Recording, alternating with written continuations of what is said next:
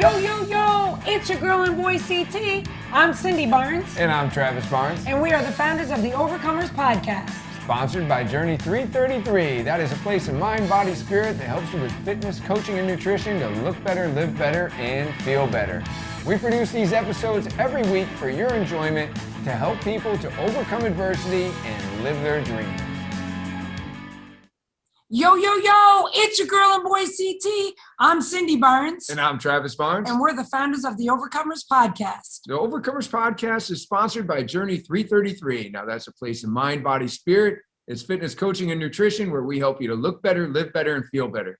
Today, we're joined with Chris Poirier, who's the general manager of Perform Better. Perform Better is an awesome fitness equipment company that puts on the best conferences around.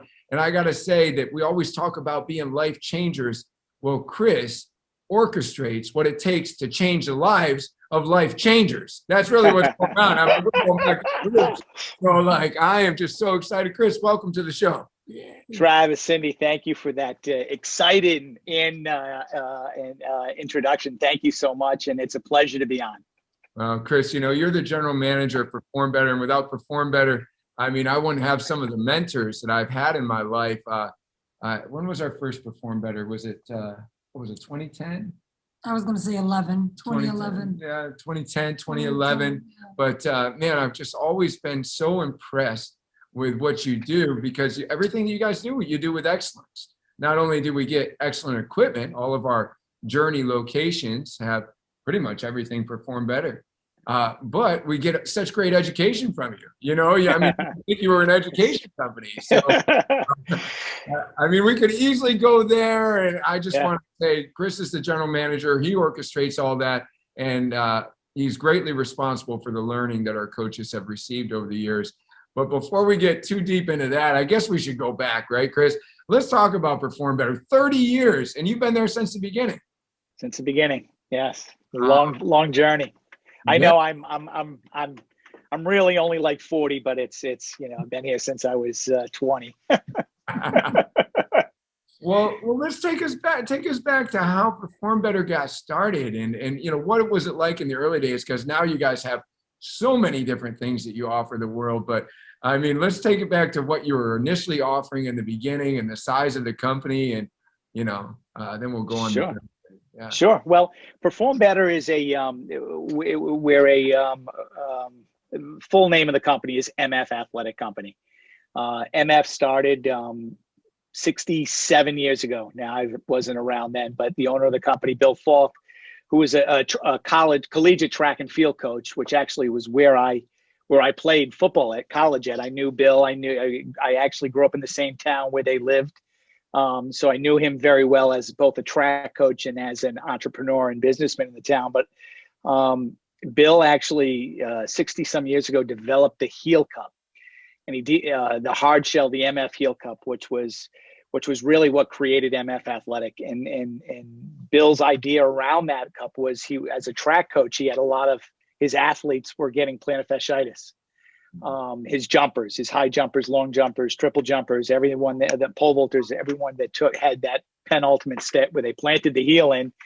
So Bill had a lot of plantar fasciitis on his team. So one of the things he tried to do was alleviate some of the pain. So he came up with the idea of creating a heel cup. And of the time, he was the first to create a heel cup. There were no Thule's or any of these soft ones out there, which I know there's a lot of different versions of heel cups out there now today. And Bill's patent expired a long time ago, but it still is amongst podiatrists, it's still a very, very popular protector for plantar fasciitis and protecting that heel and providing it some support. But Bill, as a track and field coach, towards, you know, later stages of his coaching career, actually started a track and field company. So that was about 45 years ago. And as you know, it's still our sister company. It's called MF Athletic, everything track and field. It's a good, decent size part of the company. But it's you know, it's one that actually allowed him to get into and to start Perform Better. And his goal was, hey, you know, in track and field, you train all different types of athletes. You got to train them to either, you know, run faster, jump higher, or be more explosive. And he thought that was, you know, those are three great training traits for football players, because in the same thing, you have to have you got to be fast, you got to be strong, you got to be resilient, you got to be more explosive. And so he came up with the idea of Perform Better in 1992 to basically to go after track and field coaches and to basically show them other ways of training, more functional, the word function as we use it today, more medicine ball, more total body type of functional training. And that's where we first started off. And, with football coaches, I came from a background in football. I played football, played overseas, coached it, came out, was a head high school football coach right after I graduated from college. Got into that. It's a whole different story, but got into coaching. I'd still be coaching if I didn't get a head job right after college. I was way too young to be a head coach. And there was so much I had to learn that I didn't learn it as an assistant or on my way up. I learned it at the top, and it was a very bad experience. So I was looking for a way to get out. Bill was looking for someone to come in to take over, Perform Better, and to get it into that could speak the language of football to coaches. And sure enough, when I came into the company, I bought right into Perform Better. It was complete Perform Better, different than what you would see today. It was a 20-page black and white catalog.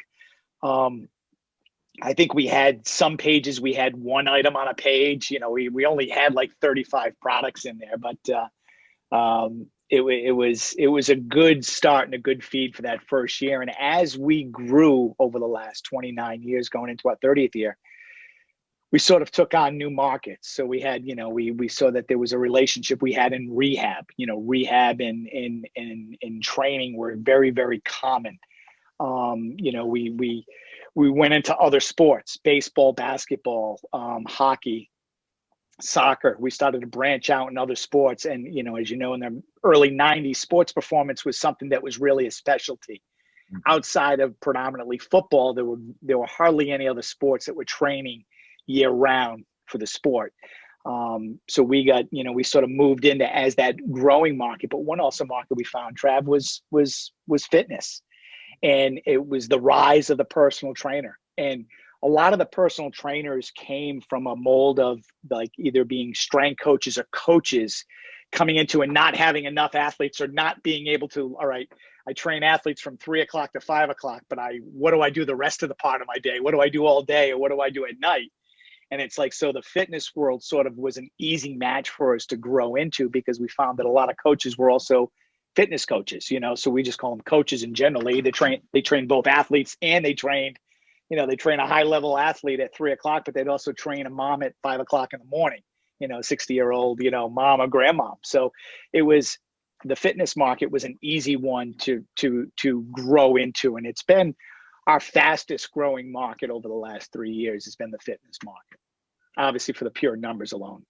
Now, let me ask you, if we go back 30 years though, and I understand the performance was coming on and so was function, and it was coming on. However, there were still a lot of people stuck in the model that was maybe given to us by, guys like Arnold Schwarzenegger or whatever, Yeah. We're talking about back then, 35 page catalog, 35 pieces of equipment really, right? That we're offering as a company, and you have to, you're coming at it with a new mindset. Right. You're kind of talking about function and performance and things like that, what was that like? Because, you're setting up these trade shows and you're trying to show people, get them to see the light. Right. Well, it was difficult. And sort of so we started seminars actually our 5th year in. So in 96, we started to plan on it because before that, what we were doing, we didn't have any education, but we did shows. And every show we did was always we were big components right from the very start of education. So every organizational show we did, and back then, now we do over 100 shows a year, but back then it may have been 5 to 10, as shows. But every show we did, we tried to bring in a speaker. So we would offer either a strength coach or a trainer to come in and speak at, whether it's a fitness one or a strength and conditioning clinic or a sports specific clinic. We would hire a trainer to come in to talk about basically functional training, which basically gave the idea to me about, we're doing all this sponsorship of education. why don't but it was just going too slow. There was only 2 or 3 events a year that we would sponsor someone for an hour. And we're thinking, you know what, let's start our own education so we can spread the word of functional training a lot quicker and get more masses. And we didn't know how many people were going to come. We didn't know how big the market is of outside, because we weren't, at the time, the only education that was going on were through organizations. There were membership organizations that they had their own clinics and stuff. So we were unheard of a equipment company coming on with an educational platform. And sure enough, it turned out to be a success. We were able to pick and choose our own presenters, the presenters that we wanted, who are speaking about functional training, who bought it, who are preaching the word of it. And we started to find a lot of these people. And as it grew, as we grew in 15, 20, 25 years of education, we sort of built in a huge stable of educators that talk about functional training and what it is and how popular it is. And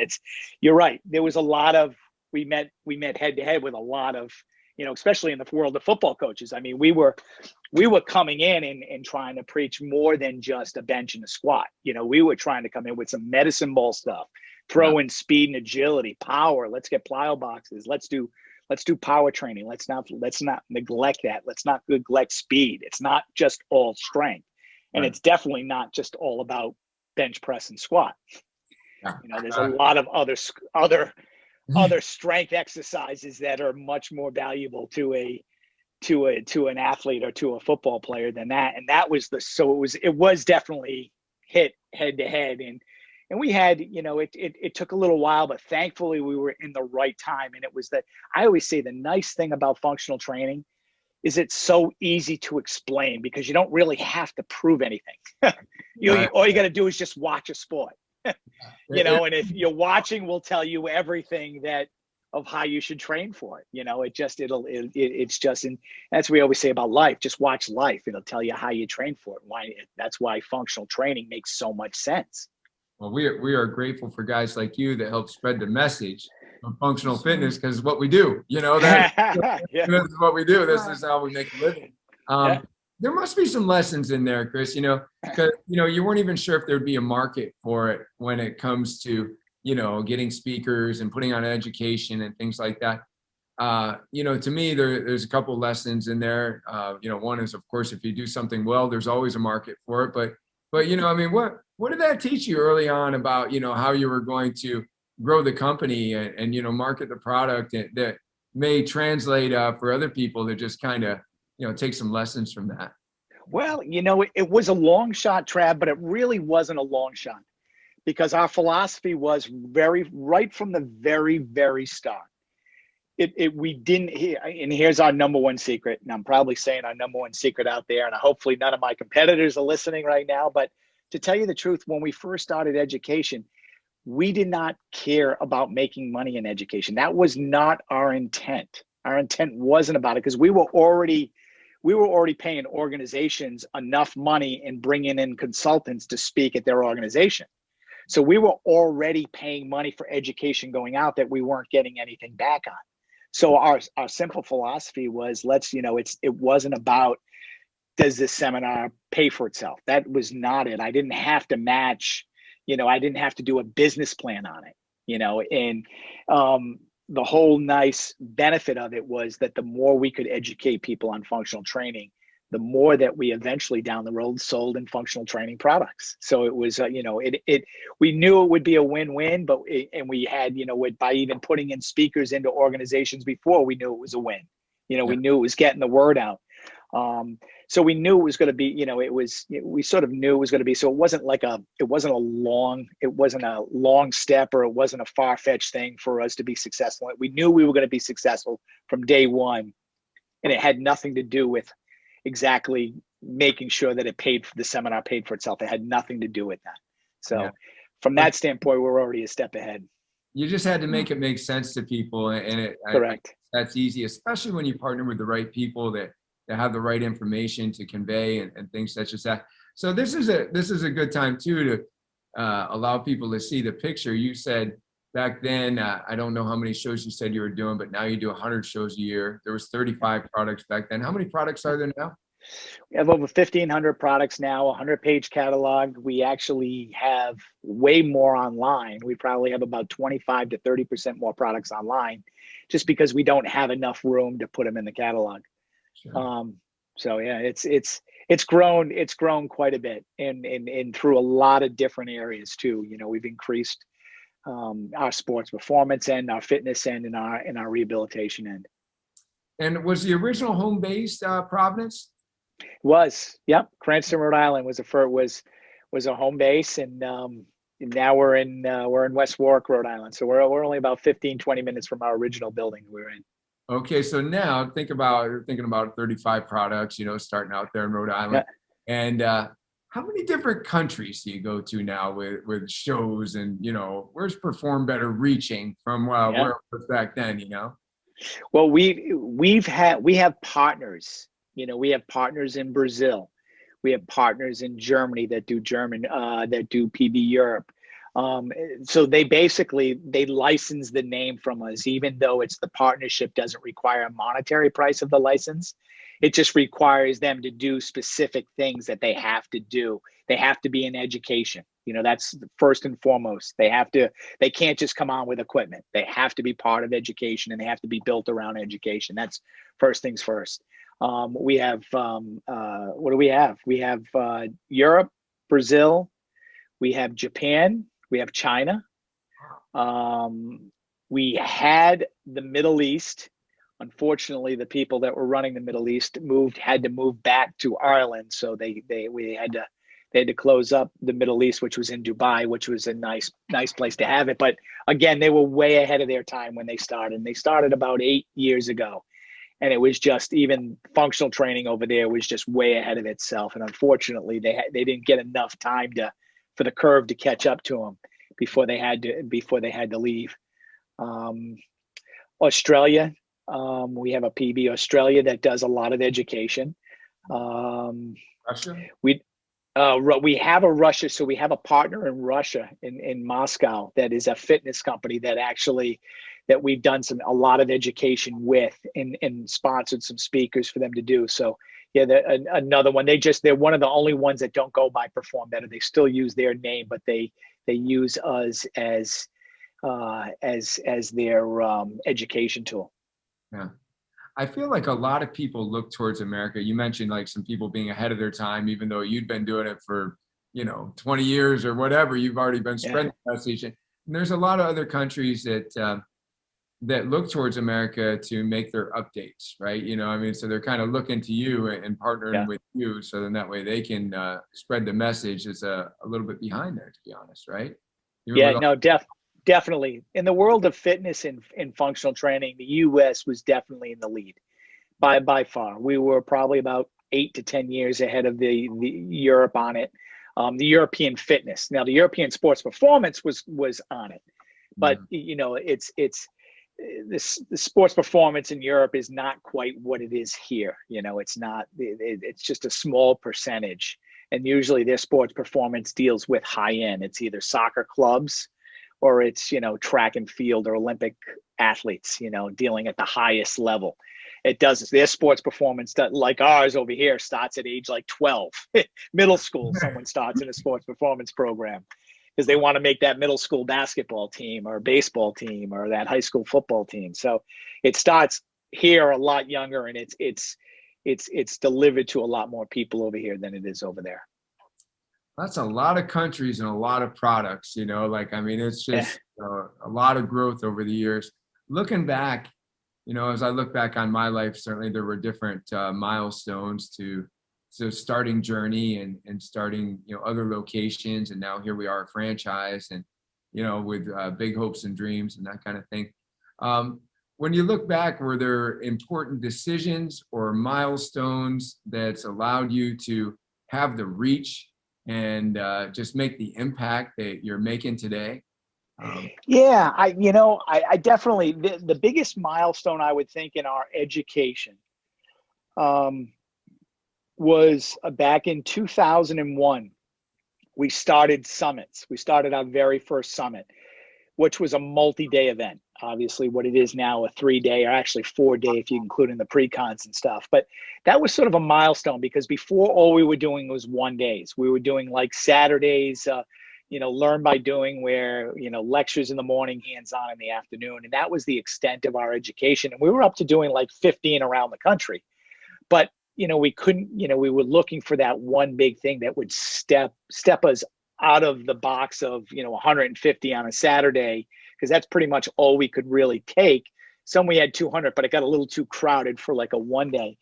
But we needed something to get us with a little bigger attendance and a bigger draw. And the summits were really that one that got us out of that. And we as you know, now we have 4 summits, between Orlando, Providence, Chicago, and Long Beach. Highest one we get at them is Providence gets an average of 1,300 to 1,400 attendees.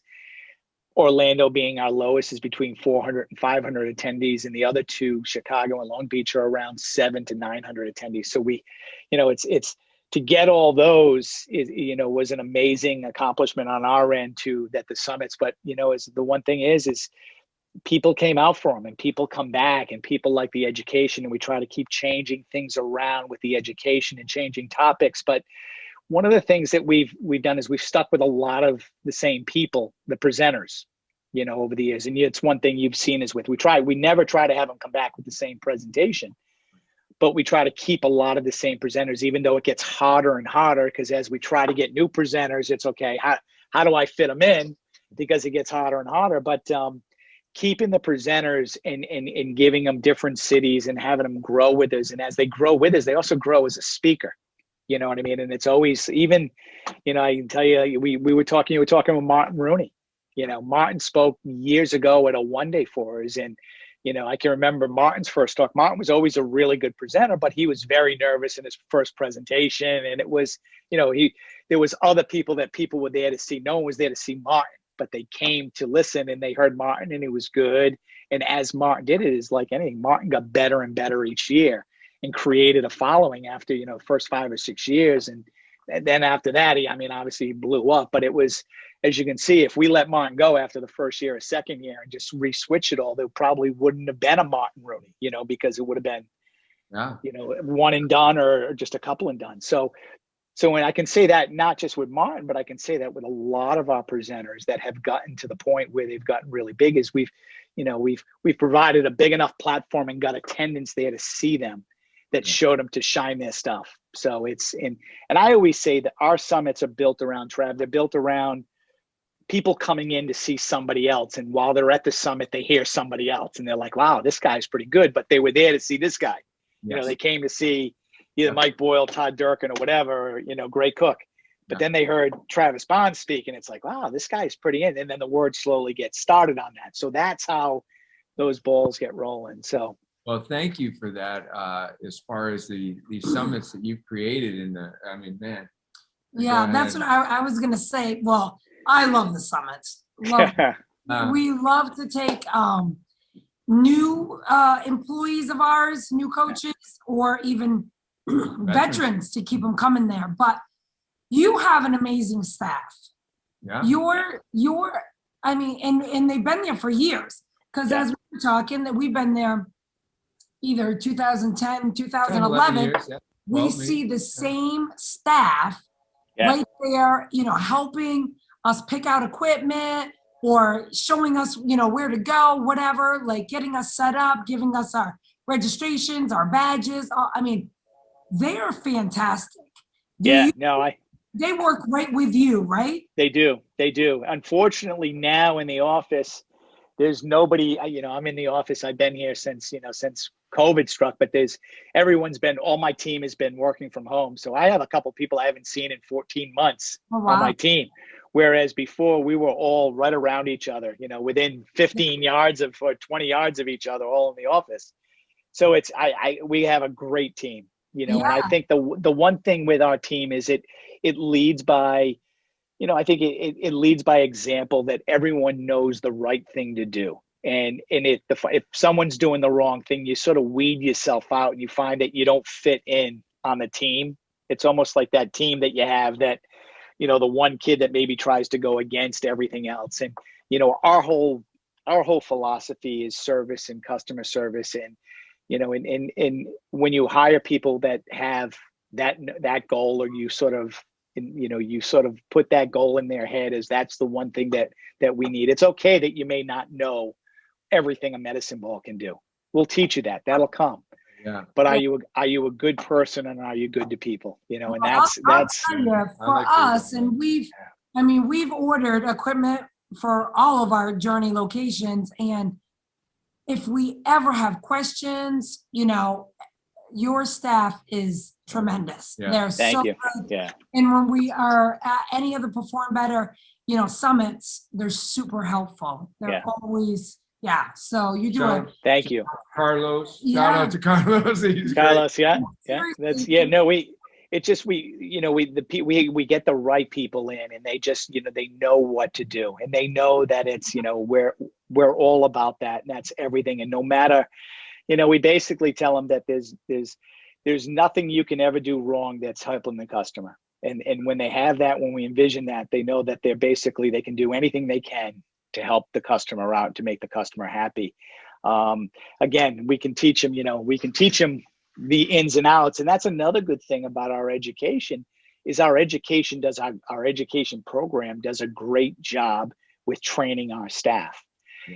Because our staff gets to see, they get to see, as if they're traveling to that seminar or whatever, they see just as, they're going 4, 5, 6 times a year to a seminar where they're hearing, the top 15 to 20 presenters in the country to present on. So they're far ahead of a lot of people out there with education in the industry, in the field. So, the education will come to them, and they'll learn all that. But again, it's like I said earlier, it's being a good person is our number one rule here. That's it. We just had Martin Rudy on, and he was talking about his book High 10, which is going to be a culture book for teams and families and businesses. Well, what you're talking about there, Chris, you're talking about culture, and you're great at picking presenters, but you're saying that you talked about weeding out. I think it was Peter Drucker who said, culture will eat strategy for breakfast every day of the week, right? And what you're saying is, I work really hard to have a culture that we can keep. And you care more about heart than we're that way when we hire a Journey. Right. We're like, listen, we can add certifications to this person, we can add education, but we can't give them the heart that we need them to have. And so we really look in our interviews and the processes for that. What do you feel that you've done best to have the kind of culture that weeds people out? I think I know I know that it's pretty redundant and everyone always says it, but I really do believe that cultures lead by example. And I think it starts at the top. When they see how I treat people, you know what I mean? And whether it's at seminars or anywhere else, I think that's the tone that is set down below. Because if they see, if they start to see that everyone on the team is just being so nice to people and just so outgoing and friendly and helpful, then they're going to be, if they're not going to be, then they're going to know that they're in too deep, or they're not in their right element, and that maybe it's something not for them right away. And we usually can tell right away. And thankfully we haven't had that many. And the other thing too, is it doesn't just tie over with my staff too, Cindy, it goes into our presenters. And I've had presenters not come back because they wouldn't answer a question in the corridor after a seminar with someone, with an attendee going up to them. Like, I've seen how they've treated, and if they're not going to treat the customer or the attendee, just like we're treating them, we're not going to have them back, no matter how good of a presenter they are. And that's, we've had really, really good presenters not come back because they just, they weren't nice people after they gave their talk. They didn't want to give the time to the attendees. They just, they wanted to bolt, or they wanted to leave. And it's like, that's something that, an attendee, no matter how good your presentation is, if you go off to someone afterwards and they come up to ask you a question afterwards, and you sort of put them off to the side, or you downplay their question, or whatever you do to them that just makes them feel uncomfortable. No matter what you did in that presentation, no matter how good it was, you just neglected everything. And not only did you neglect everything, because it looks upon us too, as because we're the company that brought them in to present, and it reflects on us. So if you're not going to do that, then it's, we can still be friends. I just can't have you presenting in front of attendees that are coming to us, because they won't come back because of that. That's a great way to put it. But you have to protect your house. You got to protect your culture. Yeah. Those are the boundaries that you set in order to ensure that culture stays intact. So that's a great lesson. Don't let that person define your culture. You're going to define it by saying, you know what, that's not a good fit for us. So that's really cool. You have to. And I think that leads by example with the other presenters when they see them all talking. Like, it sort of has created in the ball rolls that, that the ones that have been around for a long time know that that's part of their job, is to answer questions and to be at the social and to be friendly and to be outgoing, because people are looking for them outside of their presentation to talk to them, to ask them questions, to sort of get more information from them.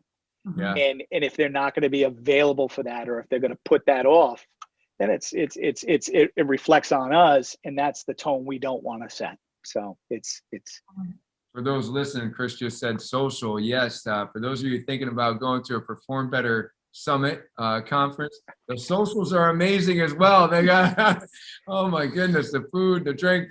You have a guitar player that travels with you, right? We do, Kevin, a local guitarist who actually has won numerous awards for being an independent band. But Kevin's been our guy for a long time, and it just so happens that when we first started the summits, we were looking around, we would go out to California and we would look for a talent agency there, and we would hire someone that was in a book, and it was just somebody that was, overpriced, really wasn't talented. It was like, why are we getting this person? And then we found Kevin. Kevin was from Rhode Island, played, we saw him play at a couple local bars. We had Kevin come play at our summit. This was now 15 years ago, back in 2006, 2006. Kevin came, played for us, and we're like, he was so good, so friendly. It was great with the crowd. And we basically said, Kev, do you want to travel with us? And he's like, at the time, he was just playing like 2 or 3 nights a week at a bar, and he had a regular day job. Yeah. So now Kevin, all he is a musician. He doesn't have a job. He plays every night. But the first thing he always puts on his schedule, one of our summits, because we know that Kevin's going to travel, because we know what we're going to get. We know we're going to get entertainment that's going to keep everybody happy. People are going to go up and ask him to play stuff, and he's going to play it, or if he can play it, he's going to play it for them, or he'll chat with them anyways. He'll even stick around and talk with people afterwards. So yeah, he's got the same mindset. So I guess you sort of try to create your group, and Kevin is what we call one of our groups. He's like one of our presenters, even though he's the head of the entertainment on Friday night at the social.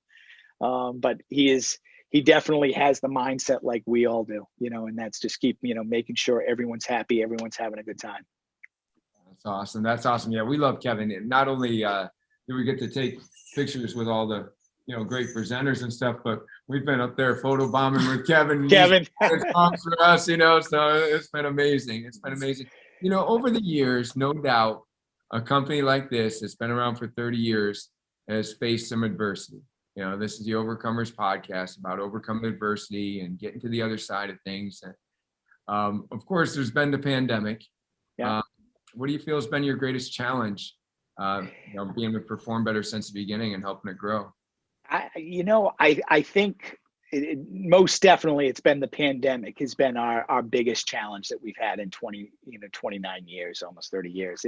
It has in so many different ways. I mean, it's, we've been doing, as I said, Trav, we're up to about 100 seminars a year. So we've gone from traveling to completely not traveling, in a full year. We didn't do, we just started to do shows again, but really for 14 months, there wasn't a trade show. We had nobody traveling. There wasn't anything going on. Everything was Zoom or Zoom webinar. There was no really traveling to go out and see people. So it was really, I think that was the hardest, because for the first time in 20 years, I haven't seen customers on a annually basis, where I would see them at this show and that show. And, there's been people I've seen for 29 years at particular events that it sort of skipped a year. It's sort of everything was sort of put on hold.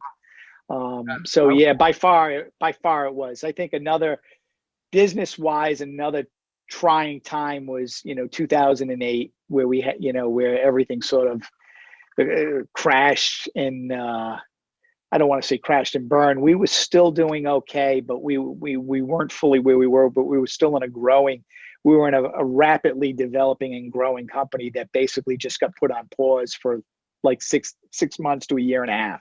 That just stopped, and that sort of set us back a little bit as we had, but it didn't stop us in the way that COVID did, where it stopped traveling, it stopped people from coming into the office, it stopped seeing customers. It was just a different world this last year and a half. Yeah, no doubt. You can say that again. Wow. So what you were describing, though, is the ability to connect with people, to have that face-to-face interaction. And, when you lose that, it's tough. It's been tough for us with our members, try to coach them virtually versus in person. So let me ask you this. Everybody talks about pivoting. What's the number one way that you pivoted? The number one way you adapted to that? So, we definitely pivoted during COVID, and it was a huge thing for us, but we didn't, we pivoted from one area is we basically went from directly being B2B company. So we're a 98% B2B company.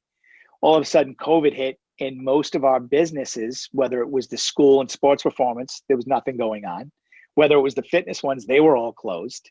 Rehab was the only B2B business that we were still doing business with, but some of them were still very, very quiet. They weren't doing the things that they did before because they were only taking, appointments for people that were really emergency situations at first. So we really pivoted at first to going B2C. And we, like we did with you and like we did with a lot of your clientels. I mean, our biggest B2C benefit came from the businesses that we dealt with getting their customers to buy from us. That was sort of the biggest pivot that we had during COVID and that was, a lot of gyms around the country that we were doing business with that were starting to pivot and do online training, but they realized that their clients had to have equipment at home. So they were starting to, and we were arranging packages for their clients and stuff. So that was sort of a big pivot for us to go into that consumer world, but it wasn't just a broad-based consumer world of fitness. We were basically a targeted consumer world where we were targeting after, the customers, our everyday customers' customer. That was the big pivot for us. It wasn't all of a sudden. And then I think by July and August, then the regular consumer world who was trying to look for kettlebells and everywhere else was sold out were then trying to find us. So by summer of last year, they were finding us, the regular consumers, but most of our business was already set up with the customers of our customer. Yeah. So for that, we're very, very thankful because that sort of kept us in business and kept us going. And on education, as we pivoted, we pivoted into doing a lot of online Zoom webinars. And one of the things that we said, as long as our trainers were not getting paychecks, we weren't going to charge. We weren't going to charge for the Zoom webinars. We would provide as much education as we possibly could for free online. And I think at this time we did, we did about 112 Zoom webinars in the last 14 months. So all over. And right from the very beginning, we were basically doing business ones in last March and April. We were doing business webinars that were basically telling trainers to, hey, pivot, do online training, do something, because it could be longer than a month. It could be longer than 2 months to keep your business going. So we try to provide some education at first on to helping trainers to do, how do you do online? What do you do with it online? And it ended up being a savior for us because like I said, I'd get more emails a day just from people who are on our Zoom webinars that we've been doing, just asking, I can't wait to go back to a live one. I can't thank you enough for the ones that you've been doing Zoom wise, but I'm dying to get back to a live one. So, and that was our goal. Our goal was not to lose customers. It wasn't to lose the atmosphere of our education program. We didn't want to lose that. And sometimes that would have been an easy thing to lose. You don't do an educational event for a year. You sort of you let it go during a pandemic, and then the toughest thing is bringing it back, and so that's why we did everything we could to keep it going. You did a fantastic job. Thank you for giving our customers something to work out with besides water bottles and book bags and all that kind of stuff. And then the Perform Better Summer Series, I mean, that was great. You're putting out educational information. I think that the lesson in that is find a way to still do what you do. Yeah. Awesome. So let me ask you this. How can people are going to want to know, they're learning about Perform Better, maybe for the first time today, some people listening to the show. Where do they go to learn more about the summits, the equipment that they can get, all that kind of stuff? Sure. All right. Couple things. First thing, you can go to if you're an Android or an iPhone user, go to the App Store. You can download the Perform Better app. Perform Better, just type in Perform Better. You'll see it's a free app. It's a downloadable to your phone or to an iPad. On there is over 350 educational seminars on there for you to view. They're all free. The app is free. We go back years, so you can go back and check some of our summits 3 years ago. So the Trav, I think you're on there from your presentation last summer is on there on the app. I heard that people are liking that one the best, actually. No, yeah, that's the word I've been hearing. And, but you can get that. So that's our educational platform, and we're always going to be uploading new presentations on that. You can go to we have a new summer series that's coming out. We'll be doing it every Thursday on live Zoom webinars, and they're going to be starting Thursday, July 22nd. They'll be running every Thursday at 2:00 Eastern Standard Time for 4 hours. Now, this summer, what we're doing a little bit differently, and this may be something that your attendees may like. It's not just a simple topic and a simple presentation. We're doing something a little different where we're bringing in groups of 4 people with one central topic, and then we're firing away questions at them. And then after every presenter is answering the question. So it's a little bit like a roundtable.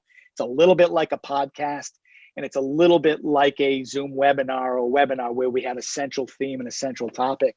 But they're going to be a little different. And the reason we're doing that is because I think our attendees got very, very tired of listening to Zoom webinars, after doing 112 of them. I know we did. We wanted to do something a little bit different. So we changed it around, and we want to offer more, I don't want to say real life or we're offering more discussion into it. So it's not just one person speaking for 2 hours. It's a group of 4 people that are going to be speaking, sharing ideas.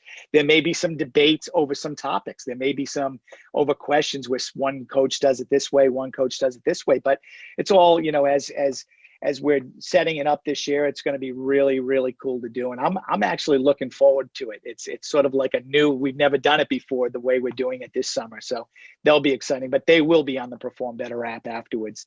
And Perform Better, if you go to performbetter.com, the schedule will be up on there on our seminar page. You can see that. And obviously on that website is all of our equipment as well, Trav. So you can see everything that we offer and everything we carry on there as well. That's awesome. And I love these little mini think tanks that we're going to do, like little mini masterminds, whatever, to hear it from multiple perspectives. Wow. Thank you so much, Chris. Thank you for all that you're doing with Perform Better. We just can't thank you enough for the opportunities you've given to us and our team. And thank you for being on the show today. Travis, Cindy, thanks for having me. It's a pleasure to be on. Thanks for tuning in to the Overcomers Podcast, sponsored by Journey 333.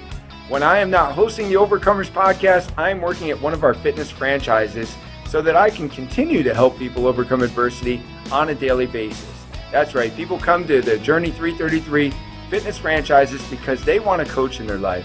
They want somebody to help them overcome the adversities of life, motivate them to higher levels of greatness, bring out their potential, help them lose weight, get off medications, fight depression, fight anxiety. That's what we do on a regular basis. If you feel like you want your life to be about helping more people to overcome their adversities, if you feel like you're an overcomer and you want to create more overcomers, then maybe owning a Journey 333 franchise would be for you. To find out more, go to www.journeyfitness333.com.